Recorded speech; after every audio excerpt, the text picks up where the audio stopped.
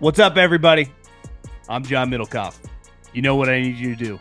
Subscribe to our YouTube channel. We got content for days reacting to every NFL game all the time, every single day. Subscribe, like the videos. Let's go. Welcome to another episode of Three for the Money. Okay, back at it again with my main man, Stuckey, and all lines provided by DraftKings. It was a massive, massive muscle flex week for the gambling community because anyone that spent a little time on the internet on Tuesday saw that the legacy media, which obviously is trending in the wrong direction, was, depending on who you were watching, a long way behind the reality in the gambling community and the odds of Polymarket, which I got to be honest, I didn't know much about until the last couple weeks. Uh, were pretty dialed. And if you wanted to know what was going on and who was going to be president, just get on the internet because the television and them breaking it down and their fucking 50 people sitting on a set were just, I mean, it was like the draft on steroids, but big moment for the gambling community, Stuckey. Yeah, I mean, just money talks. Follow the money, where the big money is and what people are betting. I mean, it's a huge, absolutely huge market on Poly Market, and I mean, I've been watching election coverage on TV for since I was a kid on the election night. But you just have to know that they're incentivized to just keep it kind of entertaining and up in the air for as long as possible to keep your eyes glued. So yeah, it's a different world these days. As someone that, like you, grew up, what year were you born? 85. Yeah, so we're same age. It is crazy the power of television, and you can feel the death upon us. And obviously, television for our generation was really taken off, and cable TV through the 90s, and its power through most of our adult life. And now the transition of, like, you didn't need to watch TV to know exactly what was going on. I mean, and some of these people that were streaming, some of the numbers they're doing, but obviously they are reacting live to the internet information, not the information that television is, which obviously has the internet information as well. But like you said, their incentive, it's the highest rated night they're going to have on the year. I saw Fox News had over 10 million people watching. So regardless of the actual information, like, this is when they make their money. That's their business model. And that business model gets more and more outdated, by the year. Now the draft still is kind of unique, and it's the difference of maybe a pick, but even that, I mean, I'm with you. I'm old school. I like a good raw reaction, but it is difficult as someone that just craves the current information. Yeah. Yeah, I mean, it's also just crazy to think about. So now, if you could go on to some of these market sites, during the election night, and you would just know it's like at one point Trump, it was like up to like 96%, and all of these networks were like, it's still too close, we don't know. Um, but think about before TV on election nights. I guess you were like, Radio. how do people were, yeah, radio before, like, it's pretty crazy to think about. You just saw a lot of people just found out with the paper, talking to your neighbor. That's pretty crazy to think about how far we've come. But yeah, it's a certainly changing landscape. And I agree. I mean, I peak at times, especially when I'm really interested. But I do like the the draft surprise. I'm surprised the networks don't. I mean, I guess they're kind of, you want your employee to gain a big following on social, but they're trying to get eyeballs too. I'm surprised that they let them actually tweet out. Especially like the NFL, they have such a control over everything that they actually let that information get tweeted out ahead of time. But yeah, it's pretty. They've been pushing back against that. It feels like the last couple of years. It I think does. It the does. NBA told Woj, hell, they might have driven him into retirement. I think they didn't. They say no more, and even he tried to do like the word salad with a name, but the NBA draft has become so irrelevant because 99% of sports fans don't know any of these kids anymore, right? Where the That's true. NFL, it's still, you got some of these guys going rogue. The people don't realize in the NFL, the reason it comes out is because there's a person in every war room that has the computer that is directly tied to the league. So when you hand in the card that says they've drafted John Middlekauff, that you have to let everyone else know so they can, like, all the teams know, and that's way ahead, of that's probably 10 minutes as the draft goes on, even on the first round ahead of the TV. So, there's someone in every war room that can text Albert Breer or whoever, the pick is in. And that's where I think it's really kind of it's grown. A lot of leaks from inside those draft rooms. Absolutely. Uh where do you want to start? Let's start with the NFL. I was thinking about this. The Chiefs, it's pretty crazy what they've become. I mean, they really are they've got to the point where it's like, yeah, they're like the Patriots, in the Belichick run, but the Patriots, I mean, they lost a lot of random games, and they only went back to back one time. Uh, and their run of the Patriots, that I think a lot of people, that if you just brought it up to a sports fan at a bar, they would think more recently than, obviously the dynasty spans '01 to like 18, 19. But you think of the Gronk, McCourty, Edelman, like that unit around Brady and Belichick, when really their most dominant teams in terms of wins and losses were the early version, right? Wasn't that the team that won however many straight games, like 24 or 25 or whatever, into the next season? They won back to back, and they were just a dominant team. They easily could have won the year that Peyton Manning finally got the monkey off his back and came storming back 24-7 or whatever. They're getting their ass kicked in the first half. It's like Manning's defining moment of his career, I would say, even more than the Super Bowl in the rain against almost said the Dolphins. The Super Bowl was in Miami, but against the Bears and Rex Grossman. But his moment was that comeback against that Patriot team that I was a big Manning fan at the time, and I was like, he's about to get fucking lose like 50-10 in this game. Yeah. I mean, think about the way we talk about the Patriot dynasty now. Imagine, let's just say Manning doesn't come back in that game and they kick their ass and they destroy the Bears. It would feel even crazy. That's what the Chiefs feel like right now. It's like, yeah, no matter what, it's not sexy or whatever. They're just never going to lose. Well, they are going to lose eventually a game. Like, they're not going 17-0. Honestly, I don't even feel like they're going. If they go 15-2, that's a fucking incredible season. It's like the equivalent in the NBA of winning like 74 games. You know, that's like what the Warriors did a couple years ago. So you're gonna, if you just assume that they're gonna lose, right? Which I think most people, even Andy Reid, like if you could talk to him in his office, close the door, he's like, yeah, we're gonna lose a game this season. You're gonna get good odds on that game that they lose, right? I mean, they are going to be like this week. It's almost a 3-1 money line. I do think they're just going to lose a game to a big underdog. I like Denver plus 7.5, not because I even love Denver. They actually played your squad pretty hard. I saw it in the first half, and the Zay Flowers thing kind of broke it, and then the gates opened. But like, it's not about loving Denver. It's just about the odds of this continuing. It's basically just a numbers game.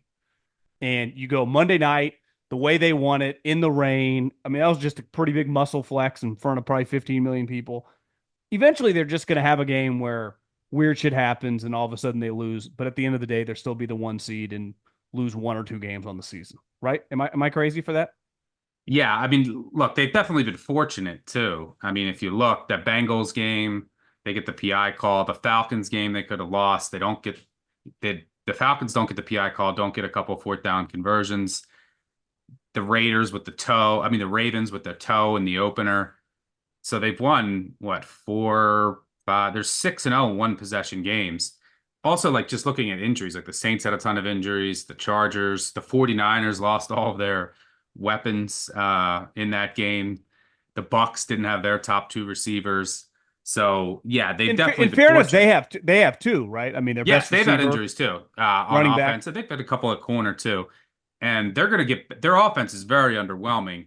It's just kind of like it's an efficiency monster, but there's no explosiveness. But they're going to get better because they're going to get healthier, and you added Hopkins, and their offense should get better. Their defense is good. It's very good this year. It's a lot better against the run, but they definitely benefited from who they played and when from an injury perspective, but their schedule is pretty easy. If you look the rest of the way, they have a bunch of division games, and then their non-division games are the Panthers. They're home against the Texans. They're at the Steelers. And then the one where I think they probably lose is at the Bills next week if they take care of business this week. Where'd you say that Panther game was? At Carolina. See, that is going to be a spot where you can get the Panthers at like a plus 500 or plus 600. Put yourself in the Chiefs situation. In what world can Travis Kelce and Chris Jones show up Wednesday, Thursday, and Friday and take that team seriously? Like, they are human beings. They've already got 2 rings. At the time, by then, they still might not have a loss. In what world? After the Bills game. That'll be after the Bills games, too. I mean, that's got, if they go 15-2, they're going to lose a game. Like, losing to Denver is not the craziest thing division. That could be a game in which they lose, or at least it's like 10-10 in the third quarter because they don't give a shit. How could they? Yep. Yeah, you're right. And they just, Mahomes has never been a great bet as a favorite of a touchdown or more. I think he's like, what's 40, the line going to be on that game? Like 14, and it shouldn't be that high, but it will. The Panthers injury situation is worth monitoring. We'll see if it's Dalton or Young. See how Young looks like again this week against the Giants. He actually had his like first competent game as a pro last week in that upset win over the Saints. But yeah, this team right now, it's not a team that you really want to lay a big number with. They're like I just said, all but 2 of their wins have come by 1 possession on the season. And it's not a team that just builds giant margins because their offense is just so methodical. And so this is a divisional game. Home field isn't as much. Chiefs on a short week after an overtime game. Historically, teams have not done well against the spread in that spot. So yeah, I think it's either Denver or nothing here. Historically, teams on a short week off of overtime, 43% straight up, 44% against the spread over the past decade.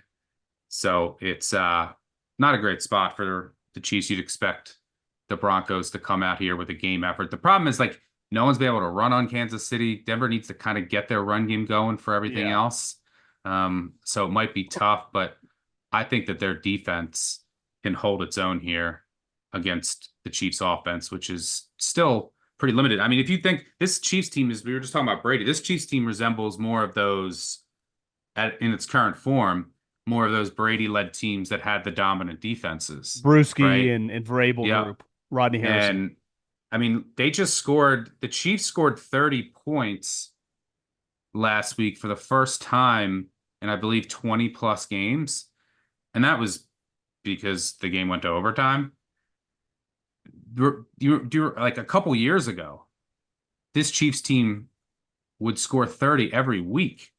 So it's a completely different team, and credit to Andy Reid, Steve Spagnuolo, and that entire organization for building out that defense and being able to maintain a championship caliber team. And they know that if they just are in a close game or get to the playoffs and you have the best quarterback on the planet, then you're going to have a better shot than most. So yeah, they'll be right in the discussion again. I don't think that they're going undefeated, but they're just going to play too many close games because their offense isn't that explosive. And eventually, they're not going to get, as we sit here right now, would you say they're more likely to go 16-1 or 14-3? 14-3. Because if they do go 14-3, like, they're going to have, I mean, the Bills, I guess, if you lose to them, it's not a crazy upset, but like, they're going to have a couple pretty big upsets like Sunday night or Monday morning when we're talking about the league. Like, that's a pretty crazy moment that so-and-so team beat the Chiefs, right? Yeah, I mean, I think they could lose at the Bills. And then are they favored in that game, do you think, assuming health? Probably it's close to a pick. It won't be a field goal either way. Probably maybe Bills -1.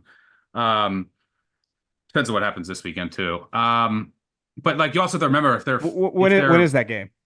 Next week, Sunday, 4:00. It's a good one. If you have to remember that if they're like 15-2, Yeah, The last game at Denver, they they won it. probably Yeah, lose because they're probably playing backups. But They yeah, did I that. think they'll probably Carson drop Wentz two. starts for sure. Yeah, I agree. I would say one of the better games of the weekend. You could argue it's the best. Steelers Washington. As a huge reason for this is just Washington. I mean, they're going to have a pretty, this is going to determine to me their season these next 4 days, starting Sunday, because they play the Eagles on Thursday night. So, like, you could just, like, this could end for them in terms of winning the division, right? You lose to Pittsburgh at home, and then you lose to the Eagles, and I'm assuming the Eagles are going to beat the Cowboys. That'd be a pretty big swing right there, and all but shore up the Eagles. Like they have a clear path to winning the division, and Washington's just playing for a wild card spot. You win this game at Pittsburgh. Like my first inclination is like Steelers field goal. Like this is a spot we've talked about this for years. The Tomlin spot, underdog, and this isn't like an underdog. Like no one believes in you. You're playing the Bills with the Chiefs. It's like you're playing a rookie quarterback who incredible season so far, but like a team that player for player you're better than. I you're like I understand Washington has resurrected the franchise. Dan Quinn and Jade. There's going to be a lot of Steeler fans there. They just travel well. I like the Steelers in this spot, and not because I'm like think Washington's some fraud or whatever, like the Bears. I just like the Steelers in this spot. I saw that number, and was like boom. I gravitated toward to it. Now, outdoors, Russell Wilson, weather were to get weird, who knows? Like I'm just, it's not like I'm sold on Russell. He's kind of the wild card here, but you add Mike Williams. Are they just going to keep throwing lollipops up and letting their guys get 50-50 catches? Now they add Lattimore, uh, who Dan Quinn's pretty excited about, but I think I'm going to hammer the Steelers here. Yeah, I'm not there yet. I think Lattimore practicing. I don't think he was. We'll see if he practices today. It's Thursday. I think he's important in this game. He becomes their best corner. You can match him up against Pickens.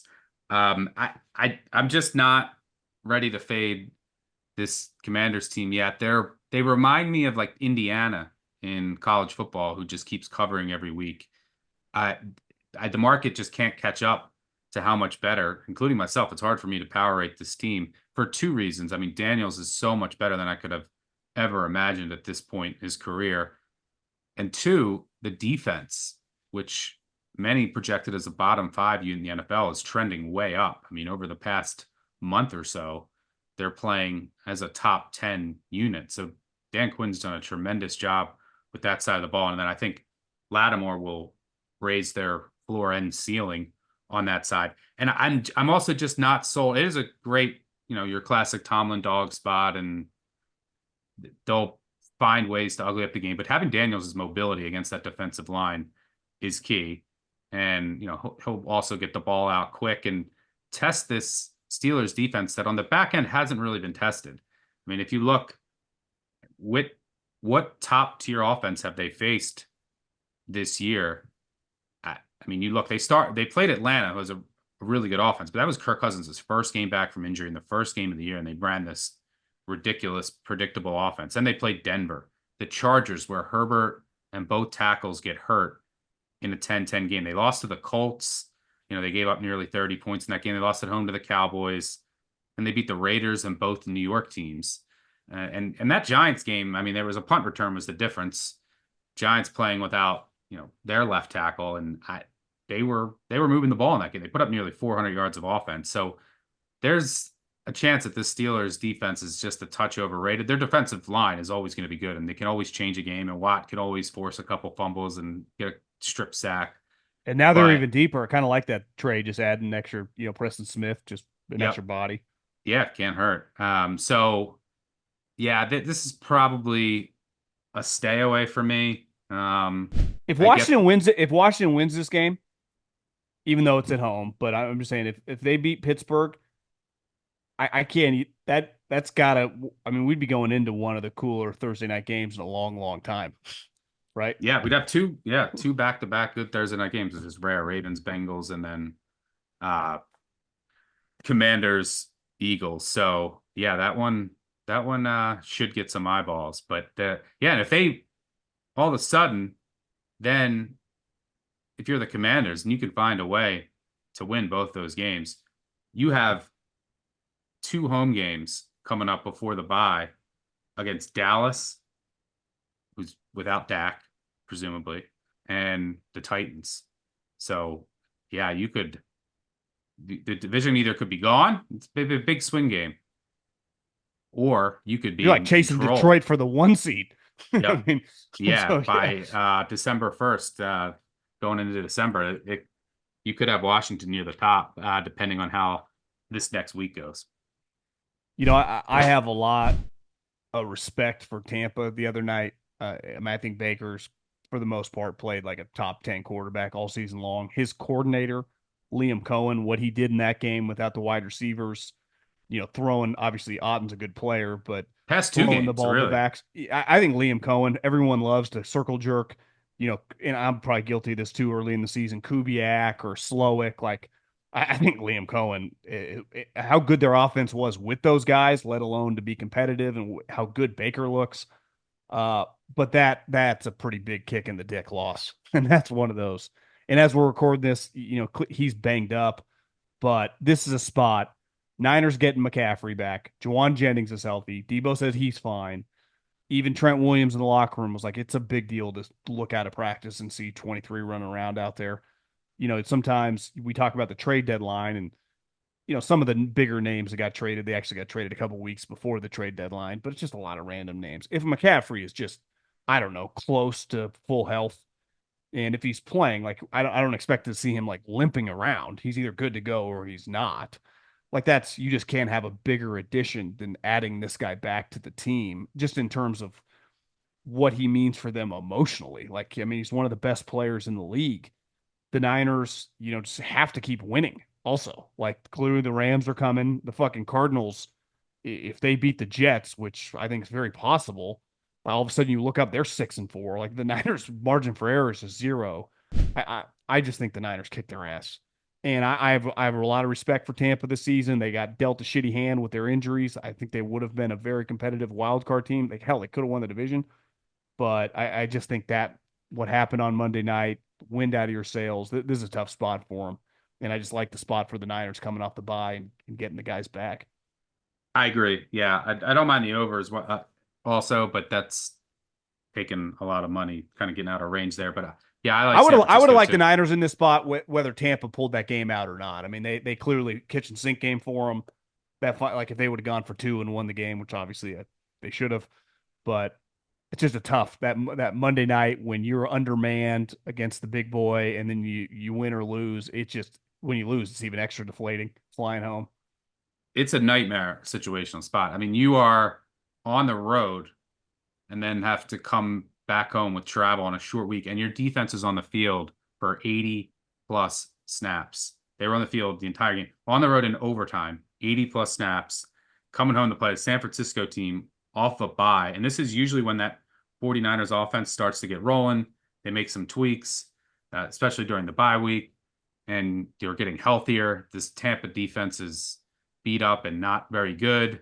Crazy Their he didn't go for offense, 2, right? I mean, oh the yeah, touchdown play was wide open. Even the play before, if Otten holds on to it, he falls in the end zone. Like, Liam Cohen was on. He was like an NBA player. Hit like 7 straight threes. Like, give him back the ball. Like, he's cooking. Let him cook. yeah. I get like, hey, I also wouldn't have called a time. They called a timeout with like 30 seconds to go. You didn't need to do that. Like you just leave as little time as I possible. think that's less crazy though, because you're a little discombobulated. Sometimes you get in that spot, everyone runs down late. I think sometimes you just freak out in that spot. I know it's easy sitting on the couch being critical, and it's obviously the wrong move. I think the going for 2 is crazier than that, because how often do we see? I forget exactly how long the play was, but it wasn't like a 5-yard gain. It was like 15, 20 yards, right? You're just a little discombobulated. Everyone's running up. You have 2 plays called in the huddle, right? Yeah, I don't Are mind the you saying don't timeout there. I call? just would have let a little more clock run down. But yeah, the argument against. What's the argument on the timeout? Go up and spike it, or go up there and run a play? I mean, I just would have went up, ran some time down, To like and then 18 called a seconds timeout. or whatever. Yeah, yeah. So you But just leave then you them. can't run the ball or whatever because you have no timeouts left, right? If you're at the 2-yard line or 1-yard line. Yeah, that's true. Yeah, I wouldn't have done it, but that's not the most egregious thing I've ever seen. Going for 2, the argument against going for 2 there is that if you do get it, then and you kick it to the Chiefs, you incentivize them to be aggressive, like really aggressive, and to potentially get a field goal instead of going to overtime to win a coin toss. But I still would have went for two because you got to remember the conditions. Like the conditions weren't ideal for offense, and this isn't a very explosive Chiefs offense, right? It's Or not for an your offense field that, goal kicker. What if he slips? I mean, it's a yeah, 35-yard field goal. yeah. The Chiefs, they don't, the extra point people forget isn't automatic anymore as well. But the Chiefs, it's not an offense that gets chunk plays a ton. I know it's Mahomes; he probably would have found a way. But yeah, you're a 8.5 point underdog on the road in bad conditions. You have all the momentum. And then once that happened, I was like, the Chiefs are winning this coin toss. But you're right on Liam Cohen. He's been great. And you can look at no further than Kentucky. Like he's had 2 stops at Kentucky over the past 5 years. The times that he was there, their offense has been so much better than the years that he's not. So that just Wasn't points. that the second whatever Levis's second to last year there where I thought I remember watching him play like this guy could be the number one overall pick. And then he Yeah, leaves 20. He and was the there other and 20, then 22 2021 or or yeah, 2 of the last 4 years he was there. And the offense is so much better, and that points to his schematic ability. But I agree, this is a 49er spot. This reminds me of, you'll remember this, maybe 3 years ago, 49ers off a bye when they went to Jacksonville, oh my God, they and murdered him. It was they 2 years just ago, I think. and they just blew the doors off of the Jags. I think it was 34-3. Murdered him. I mean, the college equivalent. It would have been like 65-10. It was the NFL version of like this is a joke. And the Niners, they haven't really had that moment this year. That's the one thing where I think, fans obviously they've had the devastating comeback losses to the Rams and the Cardinals, but you do feel a little bit better. It's like, okay, we've had a couple games where we've just blown people out, like start to finish. I mean, last year they did it all the time. And that's where I think when we led up to that Ravens game on Christmas, it was like both these two teams, like their high end's really high, and then the Ravens obviously kicked the shit out of them, and it was like, God damn, that sucked. But That was last year, actually. oh, the Jags You, game was last year off the bye yeah, so same exact weekend as because the this Jags were year. kind of heating up, right? Yeah, and the 49ers lost 3 straight going into the bye. Well, they got They, Debo back after the bye yep, they because were he dealing missed with a those ton of games. injuries, and then they came out of the bye, beat Jacksonville 34-3, and then ended up winning 6 in a row. So this is about that time, and they're getting healthier. Bucks are not. It's just a good spot. I wonder with the Jags. I saw Jay Gruden, who I think was assistant coach there, so he's pretty dialed in. I bet he knows the trainer or whatever. Tweeted out like, hearing sources that Trevor Lawrence is going to need surgery that would end this season. Like obviously Doug and everyone's going to get fired. I wonder if that job's going to be desirable at all. You have some quarterback whose question marks as a player is up in the air, and then the guy's been injured now multiple times. Like that's just that franchise feels like they're fucking about to unravel. Will Ben Johnson take it? That's the name that No, gets no. floated out there. You think he would? Based on what we know about him, I don't think so. But money talks, but we'll see. That's the name that's been floating out there. Yeah, I wouldn't be surprised if The I thing think though, I think here's there's the a thing. ligament damage, and Lawrence is probably just going to choose to get surgery or something. With where they're at this year. These coordinators like Liam Cohen now has a pretty long resume of like he's been to college, kicked ass, like with NFL level guys, made them look better. And he's gone to the pros, worked with multiple quarterbacks, McVay. Now he's clearly like Foles ain't telling him what to do. He's running the offense. You could argue like Ben Johnson has kind of been scared to be the lead dog. We've seen historically a ton of these coordinators that are like, he's the smartest coordinator. And then they become bad head coaches. Like, for example, Gannon. All my buddies with the Eagles are like, listen, I fucking love this dude. You can nitpick him. He's not Belichick schematically, but I'm telling you, players love him. A lot of them said, I bet he's a better head coach than he is just like a schematic genius. And he's proven, like, you watch the Cardinals play, you're like, I think he's actually probably a pretty solid head coach. And that's where I Agreed. just think you just never know. Like, Ben Johnson, yeah, you give him a sweet offense. He clearly has a innate feel for being an awesome play caller, and Detroit has been an incredible watch now for 3 years. but he's going to go to some other team. Well, what happens like when your star defensive tackle gets arrested for beating the shit out of his girlfriend and you don't have extra time to call because you have to go deal with your GM? Like, you never have to deal with that shit. Like when Yep. Jameson Williams gets pulled over and he's got a couple Glocks, like that, it's like, hey, Jameson's out. Okay, I don't have to deal with Dan. Then has to deal with that, right? So Yep. I think it's just, I think it's really really difficult to try. It's why we miss on so many head coaches. You just have no fucking clue. Or Signetti's a good example. It's like, yeah, he just knows how to be a head coach. Now you never know when you're going to level up, but like Brian Kelly, Signetti, most guys that just have a long, long resume of being a head coach are going to be good at being a head coach if they're good enough. You know, in college is a little different. Got to be a recruiter too, but I just think it's, I don't know. There's so much unknown, and just because Kyle and McVay hit, there is no guarantee that that works. Because I would say historically, it doesn't work as much as it does. Yeah, I think that that's the case in like the real world too. You know, I used to work in finance. I had no interest in ever rising to the very top, and because which would mean like you just have a bunch of people under you. I know that that's not my strength, like managing people, delegating. You know, I work best on my own, just as like a power worker. Like, here, what do I need to get done? And so but I realized that, and I just had no interest in doing it. But at your money wise, you're just incentivized to get to the very top of 100%. everything, and Yeah. that's where you'll end up being that, you know, manager of lots of people, and that takes a specific skill set that not everybody has. And running, you know, an NFL organization as a head coach it takes a lot. And a lot of these guys that get there, they're like obsessive scheme guys because they had a ton of success as a coordinator, and that might not be just their skill set with managing people, relationships, dealing with all of that stuff. So yeah, it doesn't always work out, and we just assume that it will. But as you said, we've had Especially for so younger, countless especially stuff. younger guys, right? Like Mike McDonald's a good example. I think Mike McDonald and Ben, if you give them elite talent, they can out scheme any coach in the world. Like they can go toe to toe with Belichick or Kyle or whoever. It doesn't matter.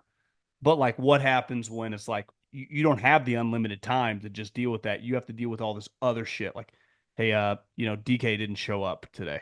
Like Yeah, that's and now that's your your biggest problem. strength. Your biggest strength was like your scheme, and then you have to take away a lot of Yeah. time from what gave you your biggest strength, because and you can't blame anyone. They just want Yeah, the biggest yeah, payday. yeah. Hey, coach. Kenneth Walker, his girlfriend just started banging this other dude that actually plays in the NBA, and he can't even think straight right now. Could I just send him home? Like those are Yeah, problems yeah, that you then have to deal with. And before Mike McDonald was like, I just used to be deal with the defense. Now I got to worry about all this other shit. Or yep, it's like, coach, my fucking daughter's really sick. I gotta leave. It's like, well, you're the quality control. Like you just have to deal with all this shit. And it's why Belichick to me, like we question, he's obviously a lot older, but you watch him enough, like he clearly, I would say, still comes off pretty sharp. You 100% know he can deal with all of it, right? yep, absolutely. Like, like, I agree. I think Gannon is a great head coach, and I've heard nothing but good things. I know some people, some of my good friends know him personally as well, and have nothing people love the guy, don't they? good things he had to say about him. One of my really good friends is the best man in his wedding, so um, I I have heard nothing but good things about him. With that said, I think this is a good week for the Jets. To bet the Jets, I did bet the Jets. It's a good spot for New York. They needed, look, they've been really unlucky. I mean, like they haven't been great, but they've lost like what, 4 or 5 one possession games that could have went either way. Greg Zerline cost them a couple games on his own, and they were, you know, they had a ton of injuries, like on offense, on in the secondary. They now have Reddick back, but they needed this break, and they needed a win against Houston. I think they'll carry that momentum over to this week. But they have the mini bye because they played on Thursday. They needed that break so bad. I mean, it was a team that, what, they played 5 or 6 primetime games over the first 9 weeks, which was an Well, NFL record. they played multiple Thursday night games, right? And they played overseas. And so it was, and while dealing with all those injuries. So I like the matchup of their secondary, which should be healthier here against Arizona. They're, I think that they'll be able to get pressure on Murray. And this Arizona defense is not any good. They can't get any pressure. So Rodgers will be able to operate from a clean pocket. He won't be confused by some of the looks that Arizona gives him. Like Arizona isn't a talented defense, but it's well schemed. They can confuse some play younger hard. quarterbacks. Yeah, play hard. But it's not they're not a huge home field advantage here. And Arizona, while the Jets have been very unlucky in close games. Arizona has been extremely fortunate. I mean, 3 of their wins came by 2 points or less when they were down by double digits. Against the Chargers, they recovered all these fumbles, one on the last second field goal. Against the 49ers, they're getting blown out. The 49ers kicker gets hurt. That fumble late, and they end up winning in the final minute. Miami's up 10 in the second half. They snap it over their heads like it's a college game for a safety. Arizona ends up winning on a last-second field goal.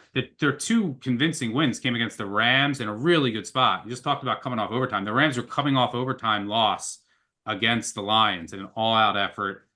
Were dealing with injuries and then had to go on the road to Arizona. And the other one was last week against Chicago, who was coming off that devastating loss on a Hail Mary and had to go across the country for a second straight road game. Locker room reportedly in shambles, and they were without multiple offensive linemen. They were without. We talked about this last week. They ended up being without Sweat. They were without Brisker. So without Gordon. That was an ass kicking, bro. Like that was dominant. The Bears never got off the bus. Yeah. Never got off the bus. That was a tough spot. So, and they just confused Williams. They were just able to get pressure the whole game too because of the offensive line injuries. So the Cardinals have been quite fortunate if you break down their schedule a little deeper. So I like the Jets here as a 1-point favorite. I know the Sunday night game was a little bit of interest to you. It's kind of a stay away for me as someone that had a little action on the Texans on Halloween. And I don't know where they sat, but after Thursday night, so going into the weekend, the Browns their quarterback had been sacked more than anyone else in the league. It was like 37 heading into last Sunday. And part of that, like if you watch them play, Deshaun ran like into half of them. Like it was a joke. But after that game, after he got sacked 8 times, no team beside the Browns, their quarterback had been sacked more than CJ. And then I would imagine when you factor in the pressures and shit, it's not working. And that game, one thing that drove me nuts about that game is like Slowick's a Shanahan guy. You probably should have like 40 attempts in that game running the ball. Your quarterback, one, you can't block for him, and then it's like the chicken and the egg. It's like, and he's losing his confidence and playing shitty as he's getting peppered. It's a disaster, and he was not looking good. Your running back is arguably like, if not the best player in the field, one of them. Like just ride him like a horse. If you got to get 3 straight runs to get first downs, but these coaches, these young guys are just so quick. Well, I'm going to pass. It's a disaster, and that's what makes me nervous now. Detroit losing Hutchinson, if he was playing in this game, he'd be like us. CJ might be in trouble, but he's long gone. So Darius he still leads the league in pressures. Hutchinson, he's been out for a couple of weeks. I mean, this would be a field day for him, wouldn't it? Like this type game. Yeah, but a lot of the pressures that are haunting Houston the guards and the middle. Centers. The guards, hopefully they're healthier. I mean, they're coming off a loss on a Thursday night. Mini bye should help.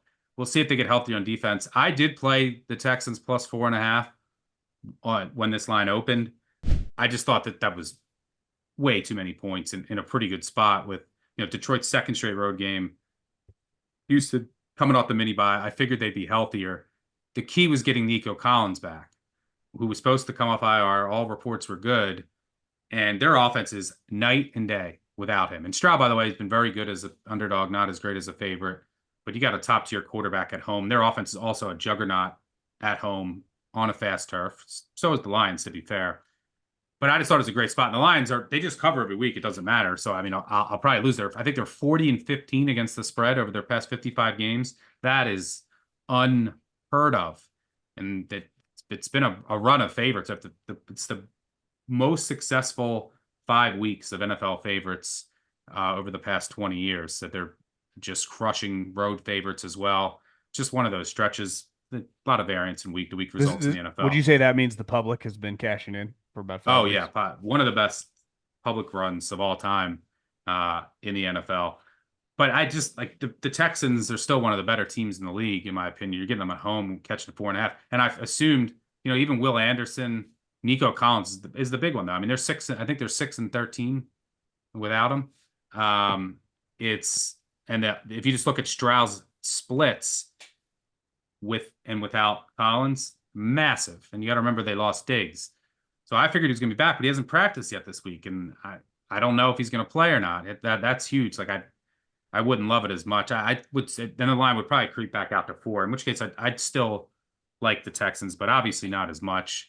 They've been dealing with injuries on defense. You'd hope to be healthier, but I have to watch the injury report there. This is generally just like a classic spot. The Lions have been great. Goff has been super efficient, but I mean, we got to be reaching the top of their market value. And you got to remember, they've gotten a lot of help over the past couple of weeks. They played, in the Titans game, the Titans moved the ball at will. The Lions just had about like 300 yards and 300 return yards. That was like a college game. They scored 52 points with like 220 yards. Last week, they got outgained by like 200 yards. They had 200 yards and won and covered that game. They get a pick six. The Packers just, piss all over themselves in the red zone. They were pretty fortunate in that game. And Jordan Love clearly just wasn't 100%. They faced the Cowboys, who were decimated, and they haven't been very good. Decimated with injuries on defense. Same with the Seahawks in a good spot. I wonder if he could do that over. Do you think he would have started Malik Willis if you gave him true serum? He could just do that over and give him a week off, or that's coaches just so tend to start their starter. Yeah, and then you got to. I think he would have, because you also have to consider. I mean, he was probably just thinking it's like, hey, it's my guy, and this is a huge division swing game, so I can't really blame them. But I maybe would have went. I think he gave him true serum. He might have went to Willis in the second half. They were running the ball. I think you tweeted that, didn't you? Put him in the second half. I was put him in, and then you have to remember, you have nothing to lose, and at that point you're down 17-3. The only thing that you could lose is that Love could get more injured on dealing with that injury in those conditions, and you have a bye coming up. So I would have given it a shot. And you can run on this. Last year you couldn't run on this Detroit defense. They did add to their defensive line with Za'Darius, so that they're going to be a little bit better. But since they lost Hutchinson, had some other injuries, you can run on them a bit. So Mixon could have some success here. But if Collins plays, I really like the Texans. If not, it gets a bit iffier. But I still think this line would be a bit too high with where it closes around 4.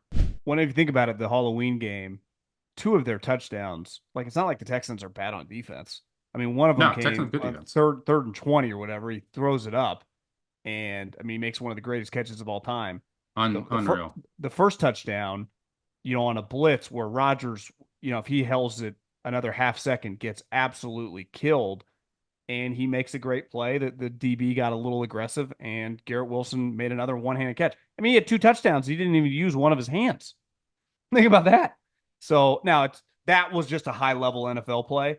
I do think we have to acknowledge that the one touchdown, which is like the Odell Beckham on steroids catch, that was a pretty lucky play. Rodgers just threw it up, he's covered, and he just makes one of the great catches of all time. So I view them as having a good defense, and obviously D'Amico's one of the better coordinators in the league. So I don't hate your mindset there. Detroit, I've bet against them a couple times, and I've gotten killed. Yeah, same. But I also expect the Texans to have some changes on the offensive line this week.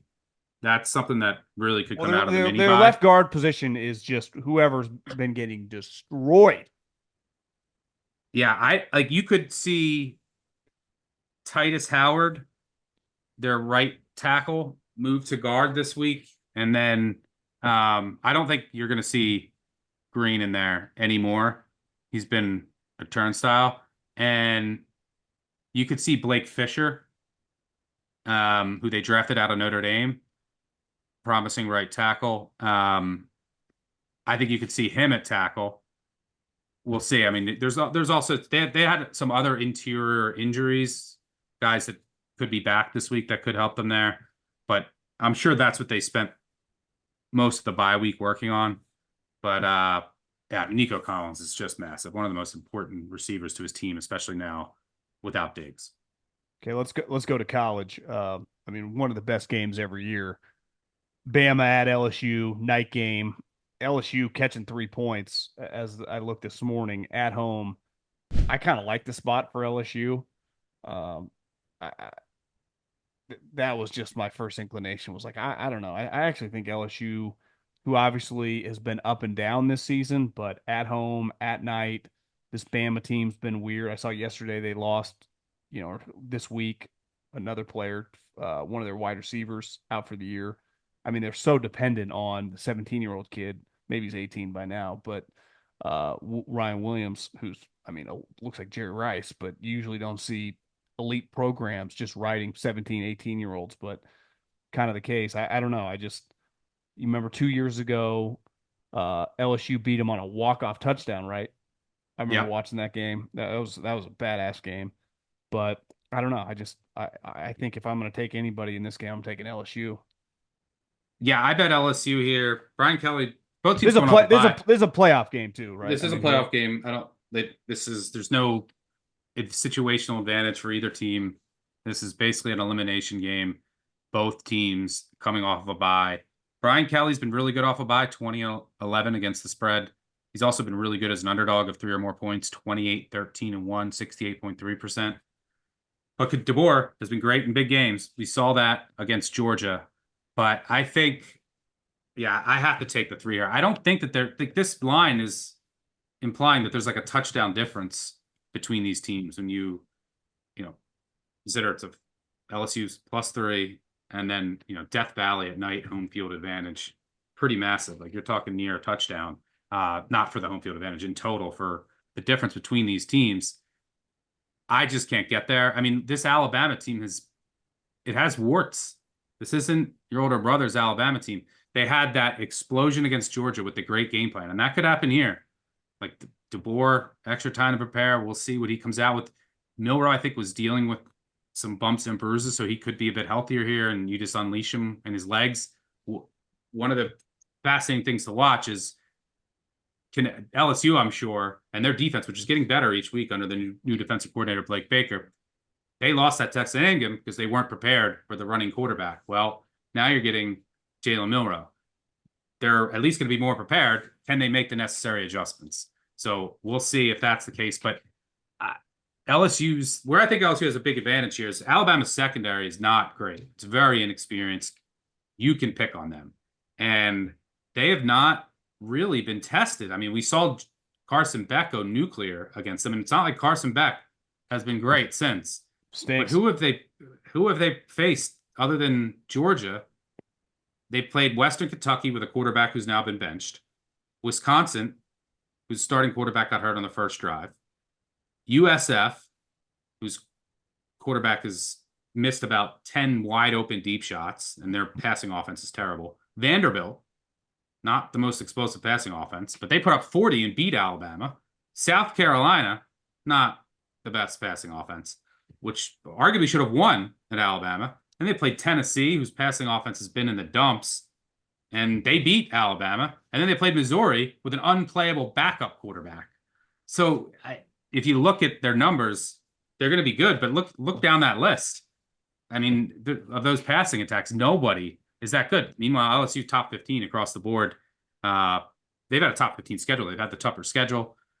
And they have a top 15 passing offense. And they have an offensive line that is elite in pass protection. And the Alabama defensive line is just not as elite as it's been in years past as far as generating pressure. So Nussmeier should have time here to pick apart this inexperienced and really untested Alabama secondary. Just that Georgia game, and then they played a bunch of favorable opponents. So I think that LSU can have success moving the ball. Now, the defense, the LSU, and the one thing I will say, they are missing one of their starting guards who's really good, Dellinger. So we'll see if that ends up being like the weak link of the offensive line. But it's not an elite Bama pass rush. On the other side, Milroe, the Alabama offensive line is a problem. And the LSU defensive line is an underrated group that's getting better. So Milroe's going to be under fire here. Like there's going to be some negative plays that I think can kill some drives. It comes down to he's the best deep ball thrower in college football. And LSU is vulnerable to explosive plays. It's an aggressive defense. How many of those does Milroe hit? And just is LSU's defense prepared for Milroe's legs? And I think it's actually ends up being a good thing that they got roasted by Texas A&M and Marcel Reed when they just weren't ready. I think that before the bye, getting roasted like that by a running quarterback, I think helps, but we'll see if they make the necessary adjustments. I think it sets up as a thriller. So I had to take the 3 at home with LSU.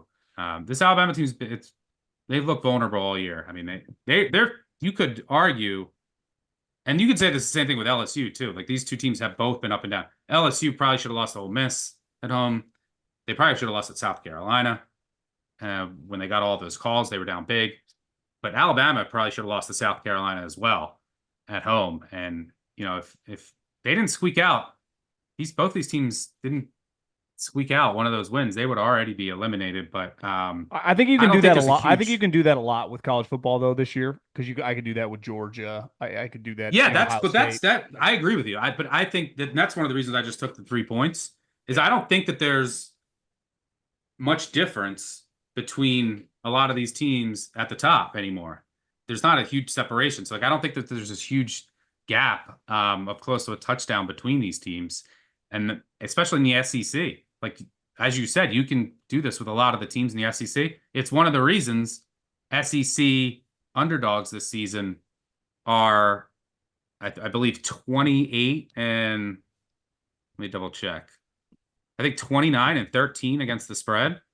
29 and 13 against the spread in league play. SEC underdogs. Well, then do you like Ole Miss at home against Georgia? Because I just can't take this Georgia quarterback seriously. I mean, I played Ole Miss +3. Yep, I played Ole Miss +3 for some of the same reasons. If you just look at data this year, Ole Miss is the better team. Now, you have to respect. The scary thing here is that, I think it's going to be a close game as well. There's some interesting things. What time is this game? Is this a night game? LSU's at 7:30. Yeah, LSU's a night game. And Georgia, I believe it's at the 3:30 game. Yeah, it's the 3:30 game, the 3:30 SEC game. This is I think there's not as big of a separation between these teams, and this is again implying that the difference between these teams is like 6 points when you account for the home field advantage. I don't see that, and if you just go based on this year's data, Ole Miss has actually been better than Georgia. And I mean, the Georgia offense, it's not good right now. They can't run the ball, and Carson Beck appears lost. He's tentative. He's not reading defenses. I mean, on the season, Beck has more turnover-worthy plays than big-time throws. 4 turnover-worthy plays, no big-time throws over the past 2 games. Last year, at this point in the season, he had 2 times as many big-time throws as turnover-worthy plays. And he's also completing just 36% of his passes under pressure. Well, Ole Miss, as dominant of a defensive line as there is in college football, they have 6 defenders with at least 20 pressures. They're number 1 in havoc. Like, he's going to be under fire here. Yeah. So, the 2 things that I'm worried about here are, well, I guess I should say 3, but I had to take the 3 points. Kirby Smart in a big game. I mean, this guy's like 66% against the spread against ranked teams versus Lane Kiffin, who has not been good in big games. So the coaching edge there for Georgia scares me a bit. Will Georgia's defensive line, which has been up and down, some weeks they dominate, some weeks they don't. Will they overwhelm the Ole Miss offensive line? That's what happened. Georgia did that against Texas. That's the best they've looked all year in defense. So Texas' offensive line is better than Ole Miss. The Ole Miss weakness of their entire team is that offensive line. Will they just completely overwhelm Dart? But I do think Dart's mobility and his legs are important here. You need mobility to beat a Kirby Smart defense. One of the reasons why Texas struggled so much, they don't have that. But the other thing, Alabama does, right? Yes, which is the only team that Georgia has lost to in years. But also, it's worth noting that this is not a playoff game, because I think Georgia, if they just beat Tennessee next week, then they beat Georgia Tech, and they're going to go to the college football playoff. They're 10-2. The desperation is all on Ole Miss's side. Maybe that works against them, but I think you're going to see more upsets with teams in this role than in the new format. But the other thing that's worth noting is the injury report for Ole Miss. I think Lane Kiffin is just playing games, but he has 27 guys on the SEC availability report, including his two best receivers who are listed as doubtful. I I think they're going to play, but and then there's every like starter is listed on the injury report. So that adds some uncertainty. I can't imagine like this is their season. This is like literally their I season. They lose, they're I think out. he's got to be fucking with Kirby, doesn't he? I assume that's what's going on here. But yeah, I had to take the 3 with Ole Miss. Should be another really good game. But I just, yeah, Beck every week is making a key mistake or two. I mean, even that win at Texas, he was bad in that game. The win against the game where they played Alabama, where they put up all those yards and points, he also had a ton of turnovers in that game. He just doesn't seem like he's seeing the field right now. That's problematic against a very, very good Ole Miss defense that can get a ton of pressure up front. You gave out a nice little winner at the end last week, Air Force against Army, and then right before kickoff, I think like it was announced that or that morning that Army's quarterback was going to be out, and that was a nice little cruise cover. They scored, I think, 14 points in the second half. It was really, I mean, they were right in it. You got any games like that this week that's something of just a little off the beaten path? You're like, I fucking love this. I will say, let's see. It's probably time to buy low and sell high in the Rutgers, Minnesota. Minnesota's been rolling of late. I do like Rutgers off the buy here. They should be healthier. But I'll give you a late night one. This isn't off the beaten path, but although in the Service Academy games, I don't mind fading Army again this week. Favored by like 6. We'll see if Daly goes. But the North Texas offense is really good. Army's defense has faced nobody with a pulse all year. North Texas is like a top 20 offense coming off of a bye. And I also don't mind fading Navy either. I guess I'm being un-American this week. But Holy War, Saturday night, 10 p.m. Eastern. I think you got to take the points with Utah. Catching 4. That jumped out to me too. BYU at Utah. I was like, Utah's been so bad. This is their Super Bowl, their season. They're coming off a bye, which is important because their defense needed a rest. Their offense has been given no help. They've been on the field forever. And their offensive coordinator stepped down at the end of October. They had an interim. So now you have extra time to like implement some things. There's some wrinkles that you can put in. There's the uncertainty with who they're going to play, even play at quarterback. It's either going to be Rose or Wilson. BYU doesn't know. That's some uncertainty that works in your favor. BYU, it's been very good. They're undefeated. But this is, I mean, they've also been quite fortunate. Like they should have lost to Oklahoma State. They were a fluky win against Kansas State. I mean, it looks like they blew them out, but they got all kinds of defensive and special teams touchdowns. So they've been a bit fortunate. And Jake Retzlaff, their quarterback, he's been good, but he's gotten away with some risky throws, and he hasn't been good against cover 1. That's all Utah's going to do here. This Utah defense is very good. The BYU receivers are really good in certain ways, but they're not like the guys who are going to just burn you against aggressive man on the outside, which is what Utah is going to run. Utah, disappointing year, but this is their Super Bowl at home, raucous environment off a bye. I think you got to take the 4 points here. And I mean, even BYU is like +7 turnover margin. They're 15 of 18 on 4th downs this season. Like there's some regression coming there. This will be like an ugly game that Utah can just lean on Bernard, their running back, and against a bad BYU run defense and stay in this. So I like the Utes late night on Saturday. I think that starts at like 10 Eastern, 10:30 Eastern, 7:30 Pacific. God, you guys got some late night games out on the East Coast. I remember going out to the bars in Philly and it'd be like, 11 o'clock, and you'd look up at the TV on Saturday night and be kicking off. It's a fucking wild ride out here. I like it for that. People hate it, but I never sleep. But I also like being out at the bar with if I go out and there's 3 a game games on TV. Yeah, that I'm sweating late. But for many saner people, I can see why they prefer the West Coast. And the good thing is, the overseas game is coming back this week, but it is so irrelevant that even if you love football, you do not need to get up even for the first half. If you live on the West, so you can sleep in a little bit. Yeah, well, that's a bad game. I mean, that's bad. I will be sleeping in for this one. Another bad game for feel sorry for the Germans. And I guess I always got to give out one ugly NFL pick, the Saints. I had to play the Saints this week. Catch it 3.5, 4. Just too many points. Carr won't be under pressure.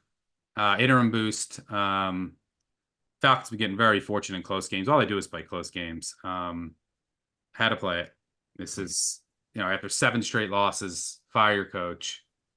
It's just a spot I have to play. They haven't been hitting me this year, but I have to play it. It in New Orleans? Yes. Yeah. Saints, man.